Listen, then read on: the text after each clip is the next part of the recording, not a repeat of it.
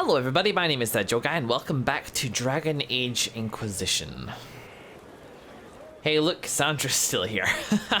So apparently I missed a trick or something like that.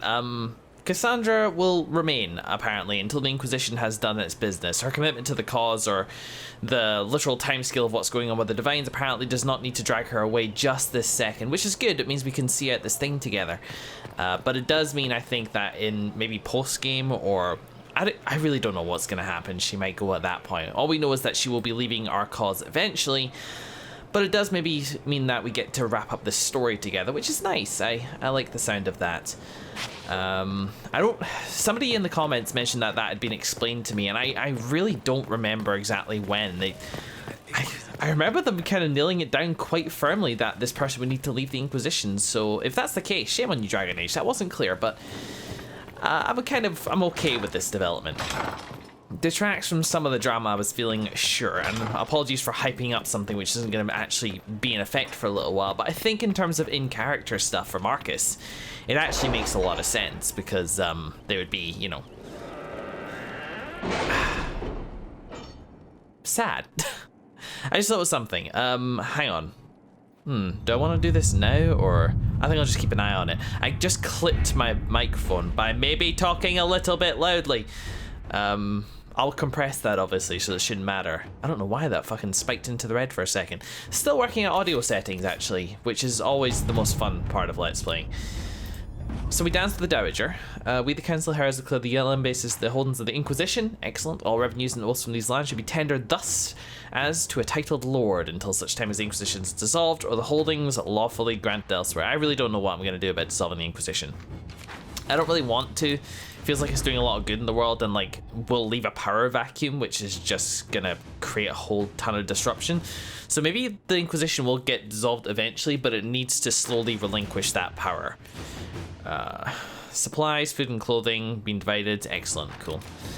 And a golden opportunity that went splendidly naturally. These worthies of Orlais wanted nothing more than to be given everything while providing nothing in return, but I set the record straight. If they want our assistance in supporting their effort to restore the war-torn Dales, they'll need to show some deference to our agents and ensure that any troop movements and trade efforts the Inquisition makes in the Dales are given the highest priority. All it took was a bit of negotiation and a few subtle threats. I feel like we definitely sent the right person for this job. They've sent along some lovely gifts to show their appreciation for your presence in the Skyhold, and the Consortium should ensure that any attempts we make to gather coin in the future are that much easier. Fantastical. What's this one? If you believe it would be helpful, I'd be pleased to take the Bull's Chargers into... I got this from Clem? Whatever her name is. His name is, sorry. To take the Bull's Chargers into Orlais to meet with mercenaries currently serving Orlaisian nobles who wish to rebel. A well-placed word from one professional to another could pull the teeth from the enemy and bolster the Inquisition's ranks. Okay.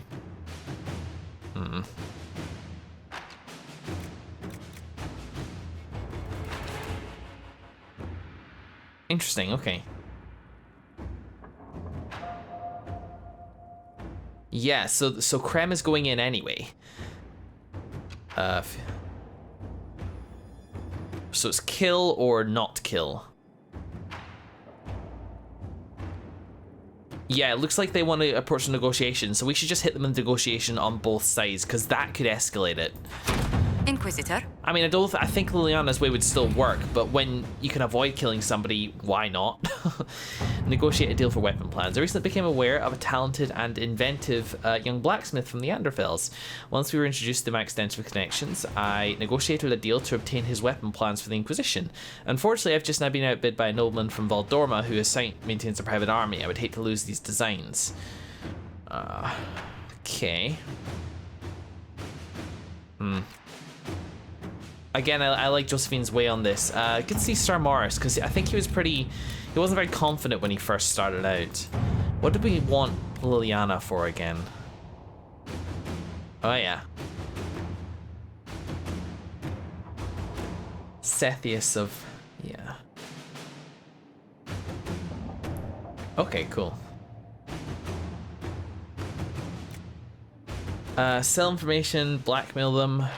Alright, you know what? I actually like Liliana's version of this best. I think I maybe I think I maybe am disagreeing with my past self there, but Liliana, who's usually quite ruthless, would be the first result to blackmail, doesn't for some reason feel the need to do that here. So let's just see why she thinks this is different, shall we? This is at least interesting. And lastly, we need to find, as always, something to do with Cullen. Let's see. Yep. Oh. I feel like this is... Nope. Again, Cullen's tactic of fuck it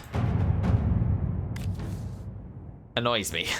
Do you recall the last letter I sent about the new volunteers to report to Silden keep to help their efforts? Lady Duchette, daughter of Lord Maron, was one of them. We were unaware of her real identity. Oh yes, I remember this. She wants him back. Refused to return to her father in the Gilded Cage. Yeah, and I like Josephine's ones for that as well. Love you, Cullen, but your boorish attitude is not very widely applicable. What about this? Copies of Harden Hightown. Ugh. He's actually starting to annoy me. Yep. Dagna.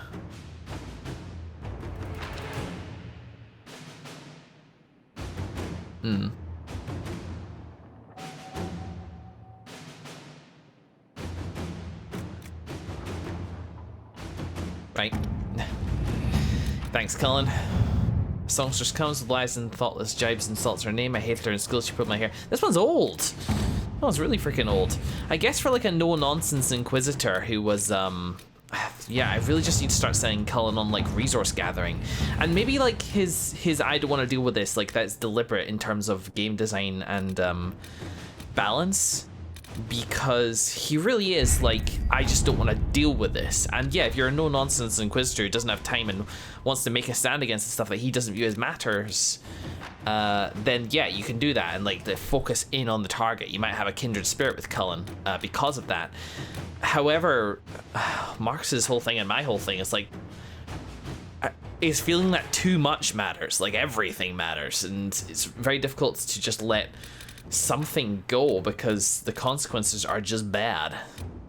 So I think we're gonna get him to grab some resources from just somewhere random. We haven't been to the Hissing Waste, so let's just send Cullen over there. Metals, go grab us some metals, my brah. Groovy, groovy, groovy. Okay, I want to back out just for a second. I need to check my journal, but I think today we are embarking on our campaign against CORYPHEUS to the south. And I have geared accordingly. It's been a few weeks since I played Dragon Age, and I have in that time changed some things. As you can tell, I've got like the older outfit on here. I don't know, like sometimes it's just nice to have a change. Speaking of, Markus has changed his armor. I don't remember if it's the same armor he had before. I don't think it is, but this is what he is wearing now, with the shoulders and such. If you start getting like the better attachments, like the arm and leg attachments for your armor, then it starts to look a bit fancier in general. As you can see, I spent most of my money. I was like at over 100k before, or at least over, no, definitely over 100k. And between schematics and crafting things and getting the right materials, this is what I've got now. So just haven't done this really in Inquisition, but let's just run through everybody because I spent a lot of time on it. And I think everybody has undergone a pretty significant upgrade. So Markus hasn't, no. This crafted scepter I think is the same. I actually don't think I even masterworked it. So it's good as it is. I didn't have a schematic which really, was able to do much better. So I just left him with it. This, put on that cull. Because that gives a nice boost to magic defense and willpower, and it's something that came from the Deep Roads. This guy, yep, no sigil or anything like that, but gives me all that jazz. If you're interested in the statistical side of things, I think that Mind Blast on hit, that is a masterwork though, so this is new. Again, been a little while since I actually did this. Let's have a look at Cassandra. Cassandra, who's rocking the blue, has Gladiator helmet equipped, as well as this, and yep, that's masterworked with abilities cost 10% less mana or stamina, which is awesome, and a big upgrade to her armor as well. In terms of her weaponry, I think she's rocking the same shield, at least I think so. not representative of its icon, but looks really cool. Actually, I think that is a new shield. It's definitely from that, from the Dwarven DLC. And the revered defender longsword with a frost rune, because why not? I think that's Dwarven as well. Sarah, looking quite similar, but with a much better upgrade to her bow. And I think that target explodes for 100% weapon damage as a masterwork, but I don't really remember. No, I didn't craft it, actually. It's just, yeah, she just has it. It's good. And her armor is masterworked, 10% chance to apply walking bomb for 5 seconds, as well as her fancy hat, because I always think that Sarah would like the idea of kind of mocking the nobles by wearing their kind of roguish gear. I mean, this is very much of the game, considering it's a rogue-only mask. It would be something that bards and Orlais would use. So hopefully she's okay with that. If not, it's the best. Dorian looking very sharp in his white and red, a famously good combination there. Staff of the Fire Drake at 136. Got the corrupting runes and stuff on there, but unfortunately, yeah, there's just, in terms of the actual raw resource that I have, there's very little I can do to make other people's damage output match Markus's. Also got this is masterworked Stormcoat there with 10% less mana stamina for their abilities, handy for a mage, and an imbued resolute hat, which is a nice shade of white. Blackwall here in the gold, same shield as Cassandra, but also with the exact same longsword as well, just because it's the best on the market right now, as well as this thing here, which I think gives them a bit more guard when they are hit. That's a masterwork thing, which should come in very handy, as well as a Venatori helmet. Spiky. Cole as well, just looking a little bit sharper. He's got a nice hat, which I think is the hat he had before, but this guy's masterwork too, I think. I think there's one person that I didn't manage to masterwork. I'm gonna have to title this episode something like "I think" or something like that, just to reflect the fact that that is a phrase I'm saying a lot. Okay, no more. I'm not gonna say it anymore this episode. They have, I believe, 10% chance to use Hidden Blades on a hit with 5 added hits. So that's pretty powerful, actually. Hidden Blades, I think, is that one where they dart around the battlefield. But either way, I looked it up at the time. It's a good ability. And these two knives, which are much simpler than the ones that they had before without, a ton of the benefits, but at the same time, like, a lot deadlier. Cole has historically had a massive problem with taking a lot of damage, and I think this massive upgrade to their armor will really help them out. I said I think again, god damn it. Vivienne did get an attack damage upgrade, as well as looking very regal in her armor.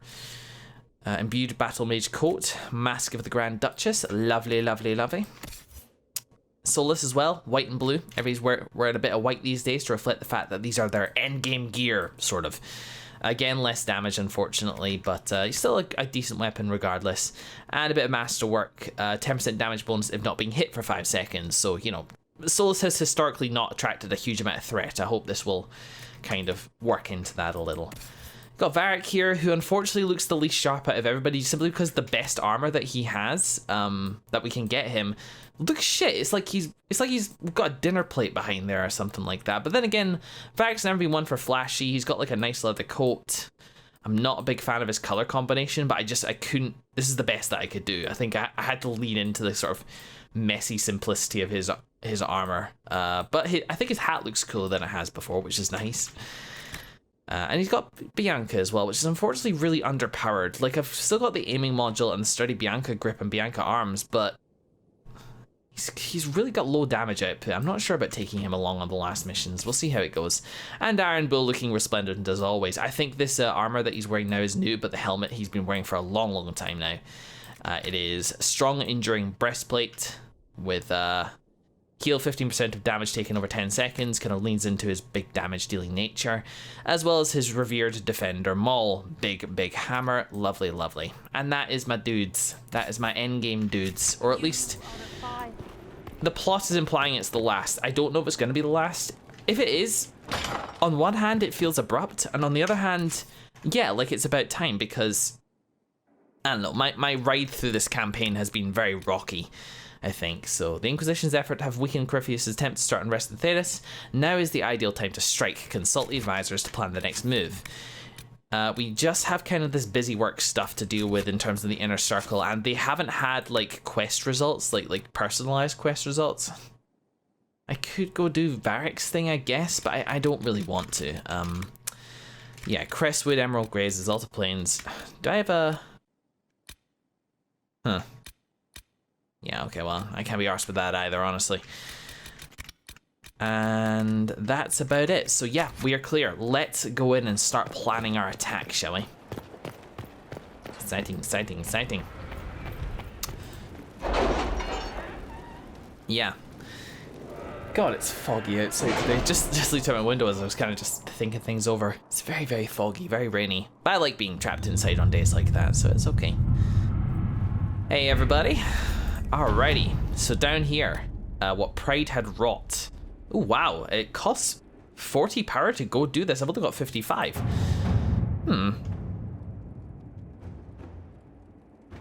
The Inquisition is now a force to be reckoned with. Call its allies to rally their soldiers and march with Inquisitor Trevelyan's army to the Arbor Wilds, where they will face CORYPHEUS' zealots one final time. The Inquisition must stop CORYPHEUS before the Darkspawn Magister finds a long-lost elven artifact in the wilds that allows him to enter the Fade physically and claim its power.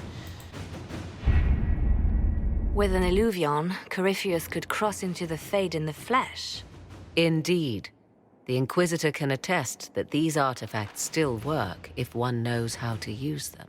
What happens when CORYPHEUS enters the Fade? Why, he will gain his heart's desire and take the power of a god. Or, and this is more likely, the lunatic will unleash forces that tear the world apart. See, I was thinking that. Again, we talked about the idea that, the idea of CORYPHEUS succeeding being sort of, wait, really? Like, that's possible? He didn't seem misguided exactly, just kind of dangerous. So I think this is more likely, but yeah, another reason to stop him. I won't allow it. I can't. Indeed, should CORYPHEUS succeed, do not doubt you would be first to feel his holy wrath. Pardon me, but does this mean everything's lost unless we get to the Illuvion before him? CORYPHEUS has a head start, no matter how quickly our army moves. We should gather our allies before we march. Can we wait for them? We should send our spies ahead to the Arbor Wilds. Without support from the soldiers, you'd lose half of them. Then what should we do? I advise we stop panicking. Working together, guys. We each have our very individual strengths and can only work if we collaborate. You overcome it. All three of you together. Josephine, have our allies send scouts to meet us in the wilds. Liliana, your fastest agents will join them. Together, we'll have enough spies to slow down CORYPHEUS' army until Cullen's soldiers arrive. Such confidence. But the Arbor Wilds are not so kind to visitors. Old elven magic lingers in those woods. We'd be remiss to not take advantage of your knowledge, Lady Morgan. Please, lend us your expertise. 'Tis why I came here, although it is good to see its value recognized. That's her job. Any further instructions, Inquisitor? The Inquisition began as a handful of soldiers. Thanks to you, we're now a force that will topple a self-proclaimed god. I could ask for no finer counsel, no better guidance. I speak for all of us when I answer. We could ask for no finer cause. We'll hound CORYPHEUS in the wilds before he can find the temple or this Illuvion. Alrighty. The Inquisition is now forced to... Yeah, okay. Confirm. Here we go.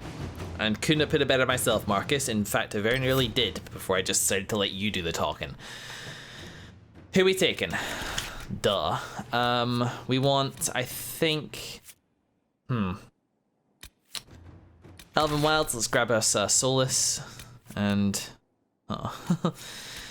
I don't think I'd formally clocked her card. We got another mage in Solus there, so let's grab ourselves a rogue. Either Sarah or Varric, who's just a little on the underpowered side. Cole could be interesting, though. But he's so fragile. I think Cole might be better in a 2-tank team, honestly. So let's grab us a Sarah. Sarah. Let's do it. Loading screen, almost forgot. Right? Are we getting that? Or are we getting a cutscene? I don't know, my symbol is stopped. Come on, you symbol. Clash those symbols. Be a symbol. There you go. Okay, so once we get to loading screen, I'll pause the recording. we go. Okie dokie. Right, I will see you guys in a second. Nice loading screen though.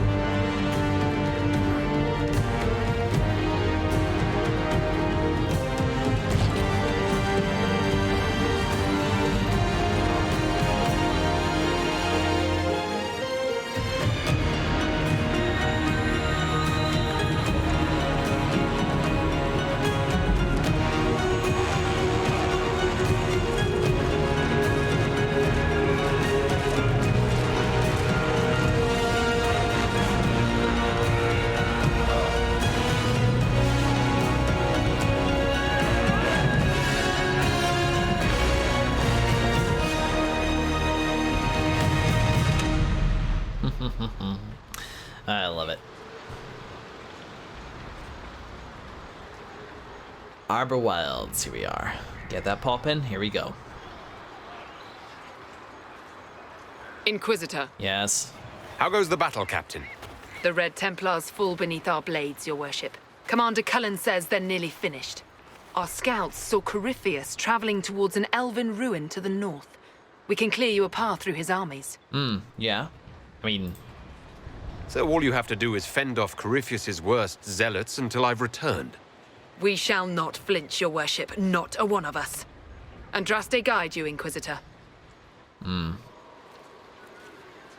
I wonder, is it Andraste your soldiers invoke during battle, or does a more immediate name come to their lips?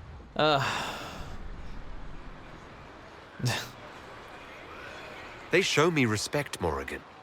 No one mistakes me for the Maker. True, you are far more likely to come to their aid than a chantry fable, but I digress. If your scouts report accurately, I believe these ruins to be the Temple of Mathal, Which is? yeah. a place of worship out of elven legend. If CORYPHEUS seeks it, then the alluvion he covets lies within. Yeah, makes sense. Whoa, whoa! What is that? Let us hope we reach this temple before the entire forest is reduced to ash. That'd be nice. Does somebody want to investigate that? Because that didn't seem like it was happening in distance. That seemed it was occurring on top of that log. Solus, apparently you are in need of a level up. So, Spirit Boy, what do you have these days? So Fade Step, I did go through these guys' thing as well. Let's maybe grab you an upgrade to Blizzard though, since we use it quite a lot. Freezing Blizzard, chill and damage enemies. Chills enemies progressively, slowing that. I really like that. Continues without having to sustain it. I can imagine that causing some problems with cutscenes. This is an infamous example in Dragon Age Origins comes to mind. But let's upgrade it. Let's do that. I think we're in the upgrading phase now. Cool. Everybody's looking awesome. It's like very decked out to the nines. Well, Sarah less so, but that kind of fits her character. Is there anything here that I should be aware of? We got a sack here of supplies that nobody bothered to tell me we're here. I see you, Timothy. Something like that. What? Who the hell knows? All right, so what have we got in this area here? Well, Prided Raw. I mean, I imagine this is a whole area with its whole jazz to it, like anywhere else. Maybe, or it could just be a campaign area. How much of this looks traversable? Quite a fair bit of it. But I think that time is of the essence and we should not dither. Let's take our team and just climb bird cages until we reach our destination. That explosion, if we're meant to be going this way, could well have been Corypheus trying to bust into the temple. Stormheart, lovely. Why the hell not? So, I mean, this is the most direct route. I ain't afraid to rough it, but I think what I heard there was a dragon. It's possible that the Corypheus' archdemon is around. In fact, it's likely. I wonder if they're engaging it already. Because we never killed it back at Adamant, did we? Again, been a long old campaign. Listen to how close the fighting's gotten. It will be worse ahead. If the soldiers aren't careful with their fires, they'll do Corypheus' work for him. Come on, let's go plug some assholes. Ugh. Do you sense the magic crackling? Something more powerful than the Red Templars stirs. Well, we've been starving the Red Templars for a little while.